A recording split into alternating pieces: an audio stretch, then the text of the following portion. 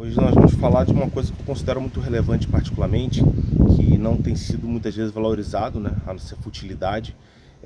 Programas como Big Brother, que procura saber da vida de pessoas comuns, que não tem obviamente nada contra, mas como diz um perspicaz pensador, pessoas medíocres discutem pessoas, pessoas sábias, coerentes discutem eventos, e aqueles que são mais inteligentes discutem ideias, que eu acho que é o mais relevante, né? Mesmo que muitas vezes a gente possa ver discussões de ideias que sempre incorrem a falácias, normalmente pejorativas em relação ao autor, né? Que isso é algo muito comum em pessoas tolas e ignorantes. Mas, substancialmente, quando nós vemos obras complexas, principalmente na literatura, nós percebemos o quanto da vida da pessoa está presente na sua obra. Então, os principais autores com grandeza de qualidade, não inchaço, eles têm uma vida bastante peculiar, uma vida excepcional. Muitas vezes possam ser pessoas excêntricas, até mesmo possuindo defeitos, mas nunca psicopatas ou algo assim.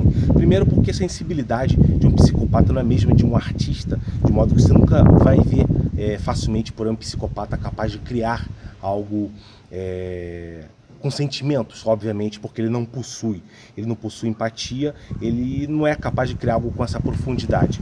No entanto, uma das características que eu venho separado já na minha autobiografia, com algumas em torno de 70 características que normalmente pessoas com inteligência acima da média ou gênios possuem, eu costumo observar isso nessas pessoas que produzem obras, que normalmente elas têm essas características.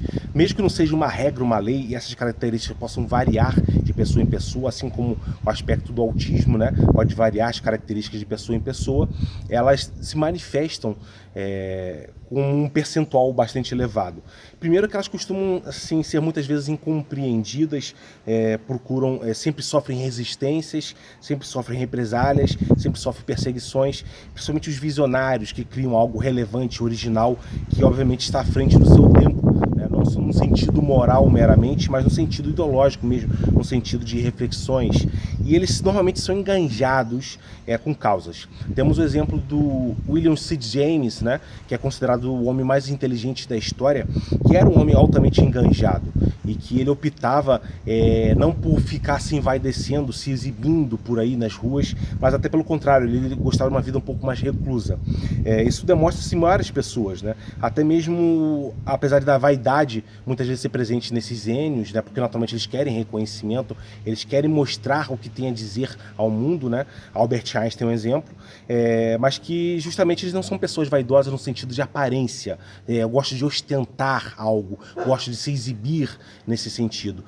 Einstein, por exemplo, era um cara que andava relaxado, era um cara que andava descabelado, de bermuda, de sandália por aí, não era um cara que andava frequentemente arrumado, e certa vez até mesmo a mulher dele perguntou a ele porque iria atender alguém que estava indo na casa dele de forma relaxada, sem estar arrumado. Ele disse que aquela pessoa ia até a casa dele para conhecer ele, não as roupas dele, não as vestimentas, mas as ideias dele, as teorias dele. Então eu considero algo isso muito relevante, né?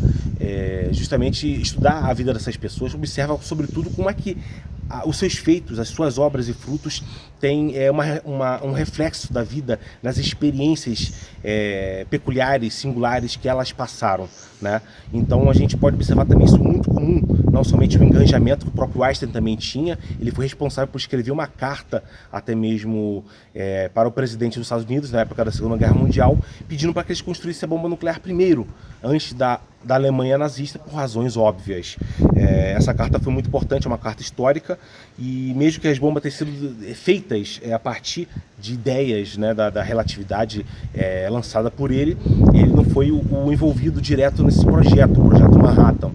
Então a gente observa outros gênios, por exemplo, Nikola Tesla. Eu li a biografia, ele tinha características muito incomuns, uma alta sensibilidade sensorial, que me faz acreditar que ele era até mesmo autista, né? E era um cara que tinha hábitos muito incomuns, né?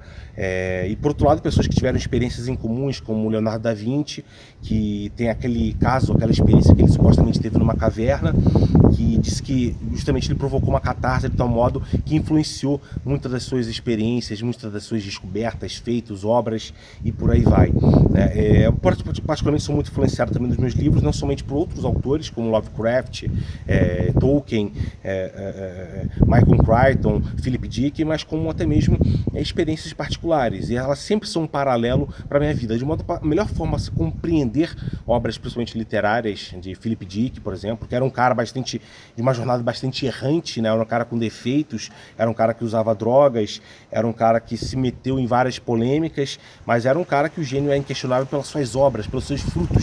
Era um cara que ostentava como pessoas tóxicas, tolas, e que vive apenas como parasitas sexuais, orbitando essas pessoas, necessitando da humilhação, da destruição dessa pessoa para poder aparecer. Mas eram pessoas que conseguiram conquistar tudo aquilo que elas se tornaram através dos seus próprios feitos, por conta própria. Ela não precisou usar ninguém como escada para poder humilhar, destruir ninguém, não precisou praticar qualquer antiética ou imoral. Foram suas obras que determinaram o que elas eram. E é justamente isso que eu procuro me espelhar nesses autores, né?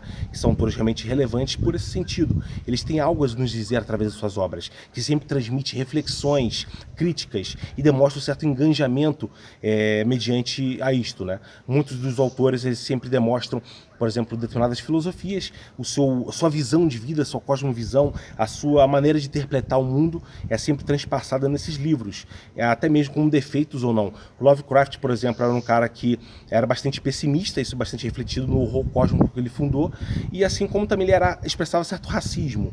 Em alguns livros você pode observar que até mesmo ele descreve determinadas criaturas degeneradas, decadentes, a partir da miscigenação, né? Então, visivelmente, ele demonstra esse preconceito, mesmo que não tire a genialidade desse autor, evidentemente, mas ele até chegou a ter alguns vínculos com o nazismo na época, chegou a trocar correspondências com alguns nazistas, mas ainda assim o brilhantismo está lá presente. E eu particularmente acredito que, como crítica serve, né, tudo aquilo que expõe o mal como mal, justamente serve de fator inibidor, mesmo que seja uma história pessimista, que demonstra um final um pouco trágico ou infeliz para as suas protagonistas, né? Ou considero histórias muito relevantes, muito inspiradoras, a do Lovecraft, tirando esses percalços. Mas, como disse, são pessoas que têm defeitos, não são pessoas perfeitas, não são pessoas imaculadas, santas, mas certamente elas não incorriam a erros grosseiros, né? De antiética, de imoralidade, não eram charlatões, no sentido puro da palavra, que se demonstrava com atitudes medíocres, né? Ao contrário de teorias esdrúxulas que dizendo que, por exemplo, William Shakespeare teriam plagiado de um outro cara que tinha cedido as obras para ele. Isso são especulações bastante contraditórias mediante os fatos históricos e não tem respaldo. Mas, sobretudo, eu percebo nesses gênios, né, que eles possam ser, às vezes, pessoas muitas vezes perturbadas de fato, né? Elas demonstram um certo grau de alienação, não alienação, mas excentricismo seria o termo correto, em que algumas vezes são pessoas até às vezes grossas. Temos exemplos disso até na história recente. Steve Jobs era um cara um pouco grosso, mas os fatos não que justifique, mas compensava justamente seu intelecto, sua criatividade. Assim como Paulo Freire, o pessoal falava que era um cara bastante ríspido muitas vezes, muito rude muitas vezes, mas que era um cara que criou uma obra também, eu considero, críticas muito relevantes, assim como também José Carlos Huck, pelo qual publiquei o meu primeiro livro. É um cara também um pouco difícil, um cara que às vezes xingava muito, mas é um cara prolífico, um dos caras que mais escreveu livros na história da literatura brasileira, né? E sem dúvida é um cara memorável, entendeu? Um cara de ideias, um cara que escreve muito bem. Eu respeito muito o trabalho dele, isso não tira de jeito algum o mérito dele, mesmo que, é claro, se uma pessoa for muito mais acessível, muito mais sociável no sentido de diálogo, né? De conversar, mas naturalmente de ter uma experiência de vida, ele de ter passado por problemas também. Isso reflete, porque muitas vezes essas pessoas são perseguidas, sim, por parasitas, por pessoas medíocres, charlatões, que querem se aproveitar delas, e muitas vezes elas acabam reagindo dessa forma. Por exemplo, Paulo Freire teve vários exílios nas costas, né? Ele sofreu várias repressões e tudo, e mesmo que eu não concorde absolutamente com todas as ideias dele, ele tem tais críticas relevantes, porque eu considero qualquer forma de radicalismo, de extremismo negativa.